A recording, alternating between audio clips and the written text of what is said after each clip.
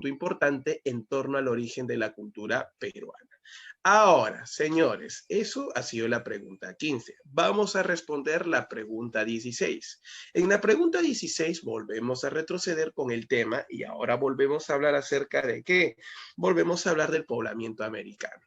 Dice la 16, la primera escultura de América pertenece al hombre de qué, pero es muy fácil. La primera escultura de América tiene este símbolo.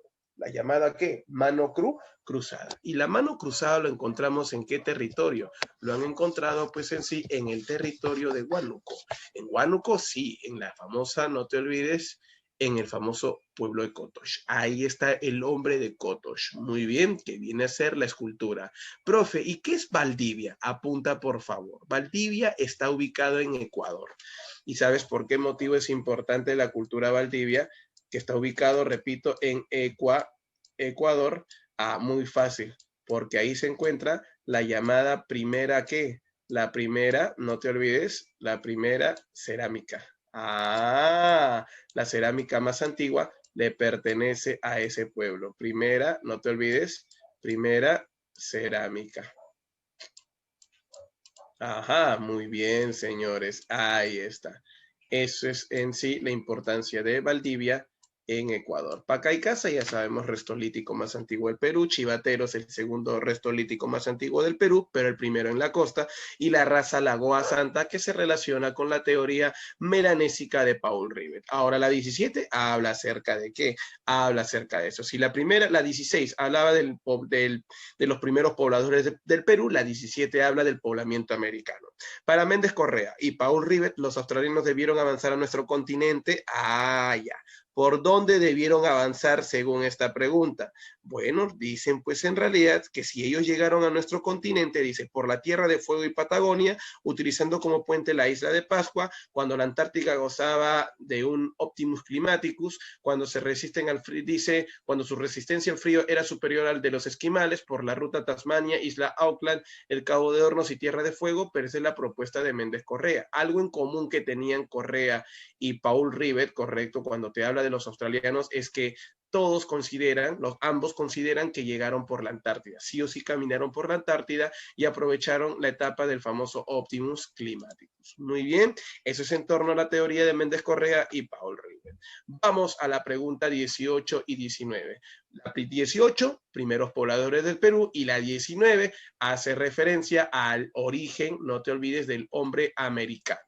Si hablamos de la 18, el hombre de Jaiwa Machay es considerado como ¿qué? Yo te hablé de Jaiwa Machay, Telar Machay y Piki Machay, ambos en el arcaico inferior. En el caso de Jaiwa Machay, estamos hablando del primer domesticador de auquénidos, ubicado en ¿dónde? En Ayacucho. Otro domesticador era Telar Machay, que estaba ubicado en Junín. Muy bien. Y el domesticador de Cuyes, correcto, ¿quién era? El hombre de Piki Machay. Entonces, después ya de haberte mencionado, la única clave sería la D. Profe, y la A, el forjador del arte rupestre en el Perú, el más antiguo es Toquepala, primer cultivador de camote. Ya, buena pregunta. Ese es el hombre de Chilca. Domesticador de Cuyis, ¿quién era, profe? Piki Machay. Y el músico más antiguo, bueno, hay dos evidencias, ¿no? Uno lo encontramos acá, como te dije hace un rato, en Paracas, con el hombre de Santo Domingo, y el otro es el hombre de Cabeza Larga, en Ica también, ¿ya? Muy bien, ahí se han encontrado flautas, instrumentos, Cabeza Larga y Paracas. Listo, ese es en torno al primer poblador del Perú. La 19 dice, acerca del poblamiento americano, establezca la relación correcta. Bueno, ¿quién plantea la teoría autoctonista del origen de la cultura peruana, del hombre americano? Esa es la teoría de Florentino Amellino, ¿correcto? El origen monorracial, aquel que decía que el hombre viene solo de Asia, Alex Erdikla, y la teoría asiática. Así que la única que queda es el origen polirracial planteado por Paul Rivet. Muy bien, entonces, ahí encontramos que sería 1, 2, 2, 3, muy bien. Repito, 1, 2, 2, 3, muy bien. Y la 3 con la 1. ¿Cuál es la clave en la número 19? 1, no te olvides, repito una vez más, 1, ahí está este 1, se relaciona con la 2, la 2 con la 3 y la 3 con la 1, aunque está medio desordenado estos que han creado, las preguntas son así medio, ojo, la academia solamente lo copia y lo pega, los que crean el examen son medio pues corchitos para hacer este tipo de desorden, ¿no? Pero bueno, ya está, ya. Listo, clave, dedito. Ajá, muy bien. Ahora vamos a la 20. Uy, qué bonita pregunta. Establezca la relación correcta. Así, por ejemplo, ese es un tipo de pregunta en la Pre San Marcos, ¿no? En Lima, ¿no? La Pre Capaz, quién sabe, ¿no? La Universidad Nacional de Cajamarca también te puede tomar un tipo de pregunta parecido. Te está preguntando el lugar de origen y tú tienes que establecer su llamada relación. Por ejemplo, yo te hablé de Piquimachay, que está en Ayacucho. Muy bien, la cueva de Piquimachay. La Oricocha, profe, ¿dónde está? La Oricocha en la cueva de Huánuco. Sierra de Huánuco. Guitarrero, ahí está, guitarrero, suena a canción, no es canción, es el hombre de guitarrero ubicado en Ancash, Cordillera Negra. Toquepala, Moquegua, Tacna, en realidad entre Moquegua y Tacna, Cueva del Diablo. Luego, el hombre de Chillón en Lima, chivateros también lo llaman, ¿ya?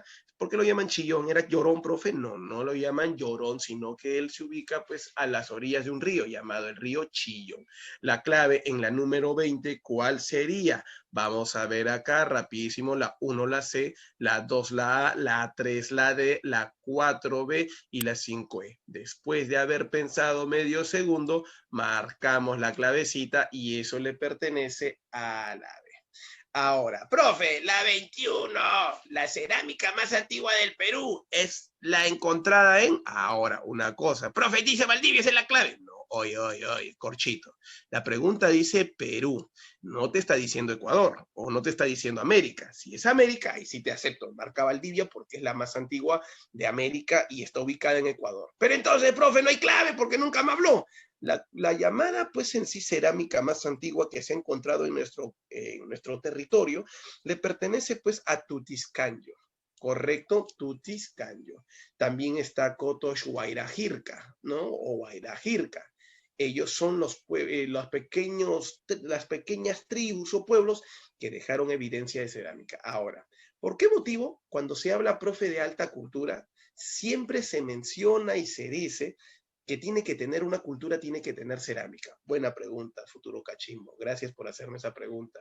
Quiero comentarte en realidad que siempre se dice que toda cultura tiene que tener cerámica, porque aunque tú no lo creas, a través de la cerámica es como se va a evidenciar el estilo de vida que tiene un hombre en el Perú. Al no tener escritura, la única forma pues en sí de documentar, repito, de documentar o saber de qué vivía, con qué convivía, qué conoció, es a través, repito una vez más, a través de la cerámica. En la cerámica ellos pintan, ellos hacen esculturas de las cosas que ellos hacían. Por eso, la cerámica es el retrato hablado de la vida que ha tenido el hombre en el pasado. Ya que no tenemos escritura, la mejor manera de conocerlos es a través de la cerámica. Por eso que las altas culturas, normalmente cuando se habla en el Perú, se dice que se inicia a partir de la aparición de qué, muchachos, de la cerámica. Muy bien, listo. Vamos con la pregunta 22. De las siguientes afirmaciones, ¿cuáles pertenecen al doctor Max Uhle, al alemán, al hombre que fue capaz de decir que el hombre peruano no es capaz de crear su propia cultura? Dice, la alta cultura peruana provenía de Centroamérica, ¿verdad? Te hablé de los mayas. Apuntas ahí mayas, en tu cuadernito. A ver, tú estás ahí, quiero revisar, a ver. Ah, muy bien, estás apuntando, correcto, de los mayas. Dos, antes de la cultura proto-chimú y proto-nazca solo existían en el Perú pescadores primitivos. Ah, ¿qué dicen ustedes en la pregunta número 22? Ah, sí, es verdadero, él también planteaba eso, ya que no había pues una cultura altamente desarrollada. Las culturas de las costas eran las más antiguas que las sierras. Bueno, al decir proto-chimú y proto-nazca, Nazca está ubicado en Ica, la costa, y Chimú está ubicado en la Libertad, costa, sí, verdadero. Los mayas habían sido para América lo que Creta fue para el Mediterráneo, algo así, ¿no? Muy bien, señores, entonces, ¿cuál sería la clave? Todas. Todas pertenecen. Dedito. Muy bien. La 23 dice, el formativo se inicia básicamente cuando el hombre. Yo te dije, la formación de las altas culturas, ¿con qué se inicia? ¿Cuándo consideras a un pueblo cultura? Vamos, tú mismo eres. ¿Cuándo consideras a un pueblo cultura? Ya, tú mismo eres. quiero escucharte, quiero verte. A ver, rápido.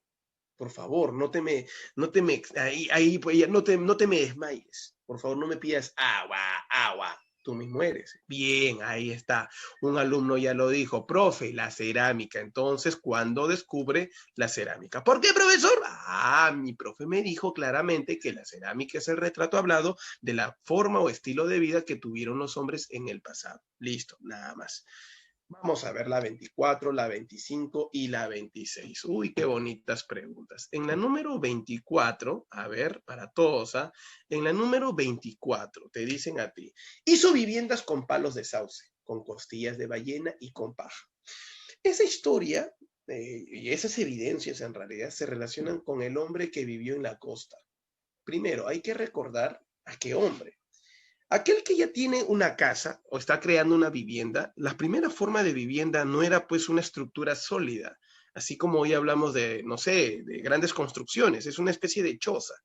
Y me acuerdo clarito que te mencioné que había un hombre que vivió de esa manera, inclusive tuvo instrumentos o instrumentos musicales, ¿no? Que es el hombre de Paracas, o llamado también el hombre de la Pampa de Santo Domingo. Pero, profe, costilla de ballenas que tenían arpones para ser pescadores de esos tremendos animales. Yo puedo entender que pesquen animales pequeños que tenían sus redes, pero ballenas, había un fenómeno que se había dado en ese entonces y muchas ballenas quedaron varadas.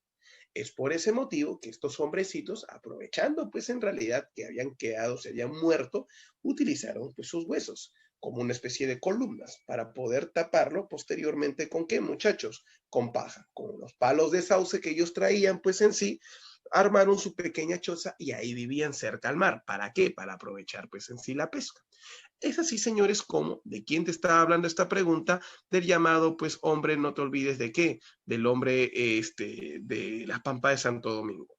Pero ahora, acá cuando te menciona, si bien es cierto, la pregunta tiene que hacer referencia al hombre de la Pampa de Santo Domingo, otro resto que se ha encontrado pues en la costa, en el litoral peruano, le pertenece a este hombre, al hombre de Chilca. Pero hay un detalle, repito una vez más, son preguntas antiguas y las nuevas investigaciones discreparían de esta pregunta o de estas claves, porque si decimos hizo viviendas con palo de sauce, costillas de ballena y con paja, eso, todas esas características le pertenecen al hombre de Santo Domingo. Pero ahora, como son viviendas y fueron hechos de paja, no con costillas de ballena, claro está, el único que se relaciona ahí es el hombre de Chilca, que es el otro hombre de la costa peruana. Si no está Santo Domingo, entonces ahí lo tienes que encontrar a Chilca, ya que con él aparecen las primeras, no te olvides, chozas o viviendas. Muy bien, eso es en torno a esto, pero repito una vez más, esa característica es muy propia de Santo Domingo y no está en las claves de Santo Domingo ni como hombre de Paracas. Muy bien, la 25. En cuanto a la antigüedad, el hombre americano se puede decir que él llegó a... Bueno, la historia nos cuenta que el hombre americano probablemente pobló nuestro continente hace 20.000 años antes de Cristo. Pero lo que sí sabemos, ya que las fechas no son exactas, repito, es probable que haya llegado hace 20.000, pero profe, también ahí en la clave dice 10.000 ya. Hay uno que dice 20.000, otro que dice 10.000. Muy bien, te felicito. Pero un pequeño e importante detalle es mencionar algo. ¿Cuándo llegaron ellos? Y eso lo hicieron durante una etapa climatológica, llamada pues en sí la glaciación de Wisconsin. Correcto, en América, esa etapa de era de hielo se le conoce con el nombre de glaciación de Wisconsin. Así que la 25 vamos marcando y ponemos dedito. Profe, y cuando salieron de Europa, en Europa se llamaba glaciación de Würm. Muy bien, listo, señores. La 26. ¿Qué cultura se desarrolló entre Jequetepeque y Nepeña, ubicada en el intermedio temprano? Ah, ya están hablando de culturas del Perú, de las grandes culturas del Perú. Si hablamos de las grandes culturas del Perú, estimado y querido alumno, quiero comentarte en realidad que las altas culturas fueron clasificadas según su grado de expansión. Las culturas que se expanden de norte a sur o de sur a norte se les llama horizontes, porque se expanden por gran parte del Perú. Ellos, por eso dicen, ¿no? Son un horizonte. porque tienen una gran expansión, son culturas panperuanas. Pero si son culturas regionales que solo se han desarrollado en un lugar, ejemplo, si soy del norte, solo en el norte, y si soy del sur, solo en el sur, a eso se le llaman culturas del intermedio. Los intermedios o culturas de un intermedio son culturas repito, son culturas regionales, son culturas que se van a desarrollar en un determinado espacio. Entonces, si te preguntan a ti qué cultura se desarrolló entre Jequetepeque y Nepeña, estamos hablando de una cultura que se ha desarrollado en el intermedio temprano y pertenece a la libertad. ¿Y sabes de quién te estoy hablando? De aquella cultura que nos dejó como mayor aporte su cerámica realista, donde encontramos huacos retratos, donde encontramos huacos eróticos. ¿Se acuerdan de qué cultura estoy hablando? Y ha descartado Paracas, Chavín y Nazca. Está entre Chimú y Mochica. El más en sí escultórico, correcto, y el mejor artista alfarero fue Mochica. Mochica se ha desarrollado en la zona de la Costa de la Libertad. Ahora, en orden, Mochica no es la primera cultura. Justamente el arqueólogo norteamericano John Rowe clasifica a las culturas en horizontes e intermedios. Quiero que mires mis 5 dedos de mi mano. Mira, ahí está. Te voy a explicar acá. No te olvides, horizontes e intermedios. Entonces, los que están acá en el extremo y en el medio, justamente mira, este dedo, el dedo del medio y el del extremo son los horizontes. Primer horizonte, segundo horizonte y el último, tercer horizonte u horizonte final. En los que están en el medio, estos dos de acá, en el medio de los horizontes, se les llama intermedios. Por algo se les llama intermedio. El primer intermedio se ubica entre el primer horizonte y segundo horizonte. El segundo intermedio se ubica el segundo intermedio se ubica entre el segundo horizonte y el tercer intermedio. Entonces, vamos a aplicar una mnemotecnia. ¿Te parece bien? Tú vas a aplicar el chapa, mona, tiahuá, chichi, y al final le agregas incas. Este último solo son los incas. Vas a utilizar tus 4 dedos. Vamos a utilizar chapa, mona, tiahuá y chichi. Repito, chapa, mona, tiahuá, chichi. Y finalmente incas. Chapa, mona, tiahuá, chichi. ¿Qué significa eso de Chapa, Mona, Tiahuá, Chichi? Chapa, Mona, Tiahuá, Chichi significa primer horizonte, Chavín y Paracas. Primer intermedio, Mochica, Nazca. Segundo horizonte, Tiahuanaco y Huari, ¿correcto? Y los chichis vendrían a ser el segundo y último intermedio, que vendría a ser Chimú y Chincha. Y al final, Incas. Nada más. ¿Qué te parece? Chavín, Paracas, Mochica, Nazca, Tiahuanaco, Huari, Chimú, Chinchas y finalmente los incas. Ahí está el desarrollo cultural de forma cronológica de los pueblos, ¿correcto? Cada uno de ellos tiene un aporte, cada uno de ellos ha destacado en algo. Ya te hablé acerca de Mochica, se ubica en la zona pues de la Libertad, se ha desarrollado entre la zona de Jequetepeque y Nepeña, el Valle de Nepeña. Recordemos que ellos se ubicaron en una región poco fértil, ya que es un desierto, por ese motivo carecen de agua y había que desarrollar técnicas hidráulicas para la obtención de agua, para poder regar justamente sus campos de cultivo.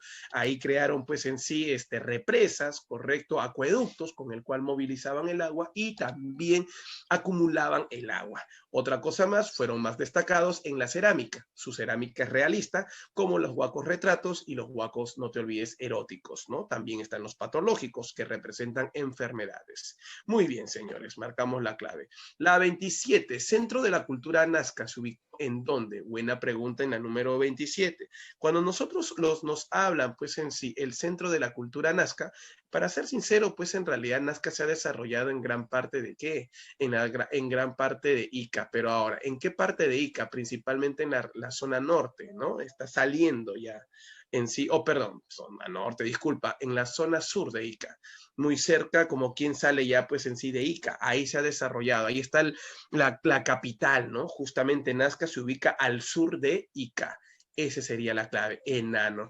La cultura nazca, a ver, si Mochica destacó porque también carecía de agua y peor era Nazca. Nazca solo tenía 40 días al año agua. Por ese motivo, dice la historia que los geoglifos, que son llamados pues en realidad las líneas de Nazca, se hicieron con un objetivo, con el objetivo de rendirle culto pues a los astros, como una especie de calendario zodiacal, para poder atraer el agua. Ese era su objetivo, repito una vez más, ese terminó siendo su objetivo. Ese es en el caso de quién, justamente de la cultura nazca. Ahora, ¿qué técnica utilizaron, por ejemplo, para obtener agua? Y ellos utilizaron la técnica, pues en sí, de los puquios. ¿En qué consiste consiste los puquios? En abrir pozos. Hicieron perforaciones subterráneas de aproximadamente 8 metros de profundidad a la tierra.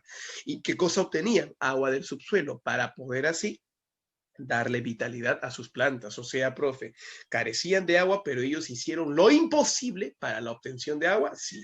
Y es por eso que te decía y te mencionaba hace un momento que utilizaron, pues en realidad, justamente el agua subterránea de sus famosos, ¿qué? De sus llamados puquios. Ahí están los puquios, ahí están los canales subterráneos, sus acueductos. Entonces, todo lo que ellos hicieron, como la línea de Nazca, se relacionaba con ¿qué? Con las llamadas, pues en sí, no te olvides, con el culto al agua. Donde tenemos que mencionar que su descubridor fue el señor llamado Toribio Mejía Shakespeare. Repito una vez más cómo se llama: Toribio Mejía Shakespeare.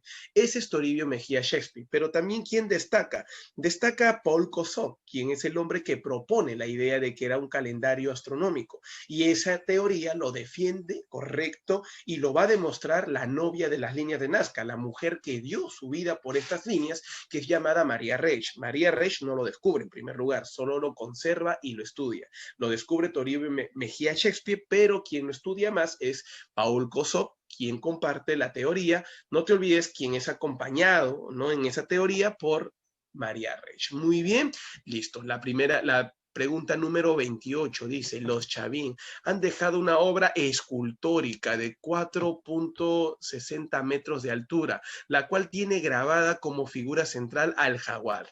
Pero chochera, esa figura central de 4.60 metros de alto se encuentra pues ¿en dónde? ¿Han escuchado hablar del templo de Chavín de Huántar? Recordemos que Chavín para ellos es la cultura matriz, ya lo dije hace rato, es la primera cultura del Perú. Y era pues un estado teocrático que era gobernado por sacerdotes, los cuales supuestamente tenían contacto con los astros y predecían los famosos, ¿qué? Cambios, bueno, no sé, a ver, llamarlos pues en sí, los cambios de temperatura, las lluvias, la etapa de cultivos, etcétera. Y entonces la mayoría de pueblos de esa época, ¿no?, donde estaba Chavín, por ejemplo, justamente eran dominados por esa llamada creencia. Y ahí destaca pues la imagen del dios jaguar, ¿no?, que ellos decían, él hablaba. Y eso lo encuentras pues en su llamado templo principal, ¿no? ¿Y cuál es ese templo principal, profe? El templo de Chavín de Huántar. Recordemos que ahí se encuentra en el medio los sacerdotes Chavín, supuestamente para controlar a los dioses y los astros.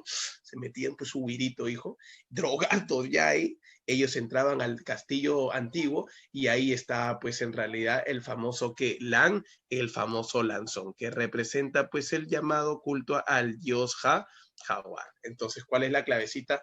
En la pregunta número 28 sería nada menos y nada más que la C. Muy bien, el lanzón monolítico. Profe, ¿y la estela de Raimondi? No, la estela de Raimondi representa al dios Huiracocha, al dios el dios volador, ¿no? Parece que está con sus dos báculos. Muy bien, en vez de su cabeza tiene una figura pues en sí felínica, figura humana, pero con una figura felínica, donde vemos la cara del llamado, los dientes de jaguar, garras, ¿no? Y en vez de cabello tiene serpientes, ¿no?, que están saliendo pues así parados, mismo Saiyajin, ¿no?, elevando su ki. Ahí está. Las cabezas clavas son representaciones, algunos dicen de soldados, otros dicen que son de sacerdotes. La estela de Yauya, muy conocida también, al igual que el obelisco Tello, ¿no?, representaciones de animales, ¿no?, felinos. Listo, eso es en torno a lo que viene a ser la cultura Chavín. Ahora, Paracas también ha sido propuesto y estudiado ¿por quién? Por Julio César Tello. Ahora, según dice en los mantos parancas, está impregnada la escritura de esta cultura, que tuvo como base el signo del payar. Ahora, a ver, hijo, la escritura payariforme es una propuesta que ha hecho, pues en realidad, no sé si ustedes han escuchado hablar, pues, de Rafael Arco Joyle, ¿no? Él es el hombre que hace esta propuesta, pero en torno a las supuestas figuritas encontradas en un payar allá en la cultura mochica. Pero en el caso de Paracas se habla de unos símbolos, no tanto, si bien es cierto se han encontrado unas figuras tipo payar, y esa es la única propuesta que haya podido hacer eso es Julio César Tello. porque es el hombre que más estudió, pues en realidad, ¿a quién? A la cultura Paracas. Pero la única voz que ha hablado de cultura, en este caso, de escritura payariforme, y dice, ¿no? Probablemente también la cultura Paracas lo utilizó, fue el arcojoile. Pero ahora, quiero contarte, con eso marcamos la clave porque no habla, pues, en sí de símbolos, sino de qué? Del signo del payar. Pero ahora te voy a contar algo. Lo que sí han encontrado en los mantos Paracas, correcto, vienen a ser unas imágenes, que según ellos es un tipo de escritura. Esos símbolos, muy bien, son símbolos geométricos, repito, símbolos geométricos. Y esos símbolos geométricos, vamos a poner acá, geométricos, se le conoce con el nombre de qué? Se le conoce, según la señora Victoria de la Jara, con el nombre de qué? Se le conoce con el nombre de tocapus. Eso es otra cosa ya. Los tocapus vienen a ser los símbolos, que se han encontrado justamente en estos mantos Paracas. Entonces, ahí está Victoria de la Jara, correcto, con los llamados tocapus. ¿Queda claro? Pero si hablamos del símbolo del payar, ese es el único que ha hablado acerca de eso, es el arcojoile. Pero te repito una vez más, como el signo del payar. Pero si habla de los tocapus, esa es una propuesta de esta señora, Victoria de la Jara. Y esa es en realidad la propuesta más estudiada. No se estudia mucho el símbolo payariforme. Payariforme sí lo vas a estudiar pues en Moche, correcto, con Rafael Arcojoile. Muy bien, listo. La número 30 dice, ¿a la arquitectura de qué cultura corresponden las siguientes características? A ver, dice, disposición de los edificios en forma de U. Pero es una U invertida. Su construcción tiene una especie de qué, a ver, vamos a decir acá, una galería lateral, correcto, como una especie pues, de centro adoratorio, y una galería principal. A esto lo llaman pues estructura o edificio en forma de U. No es una U así en realidad completa, esa es una U en forma invertida, y acá tiene pues en sí su llamada plaza o centro adoratorio, ¿no? Bueno, no una plaza cuadrada, ¿no? Ese tipo de plaza que yo acabo de dibujar, que es más Monse, mi plaza, ahí vamos a mejor arreglarlo, ¿ya? Ajá, eso. Vamos a ver rapidísimo. Profe, la mano está temblando. ¿Qué hará con esa mano? Mucho trabajo, mucho trabajo. Nada más te puedo decir eso. Muy bien, señores. A ver, rapidísimo para todos ustedes. Ahí está. Esa es la plaza, pues, cuadrada. No te olvides un día. Esto, ¿sabes en dónde lo encuentras? En Chavín de Huántar. Canales de drenaje, claro, los famosos canales subterráneos, ¿no? Por donde llevaban el agua. Dicen que cuando soltaban su agua de su represa, de la parte más alta, no sé si ustedes en algún momento han escuchado, a ver, ustedes que están en Cajamarca, que están en la capital algunos, cuando se va el agua, no sé si allá se va el agua, pero acá en Lima suele irse el agua, ¿ya? Y cuando regresa, cuando tú eres tu cañito suena, parece un rugir, ¿no? Y eso que el tubito es de este tamaño, chiquito. Ahora, ¿tú te imaginas en un espacio grande de 1 metro de alto por 1 metro de ancho? Quiero comentarte, campeón, que el sonido y más la fuerza con el cual está bajando el agua es realmente, pues, es despampanante y es recontra, pues en sí, ensordecedor, porque resulta que es horrible el sonido y sale del suelo, aparte que provoca un movimiento tipo temblor, muy bien, en realidad es como un rugir de un felino, en este caso el jaguar, y es así, ¿sabías tú cómo los sacerdotes lograban controlar a la población chavín? Ellos decían, el jaguar está hablando, y listo, la gente creía. Ahí están sus canales de drenaje, sus edificaciones subterráneas, a lo que estoy llamando, sus pirámides truncas y sus puertas que miran hacia el levante, que es hacia el lugar donde sale el sol. ¿De quién estamos hablando? De la cultura, perdón, disculpa, le he marcado mal, de la cultura chavín. Repito una vez más, ¿de qué cultura estamos hablando? De la cultura chavín. Ahí está la número 30, entonces ya marcamos la clave, ahí está la A. Vamos con la número 31. La piedra primática de 2.52 metros de altura, que en sus dos caras repite la misma figura. Para unos es un caimán, para otros es un felino. ¿A qué obra escultórica estamos haciendo alusión?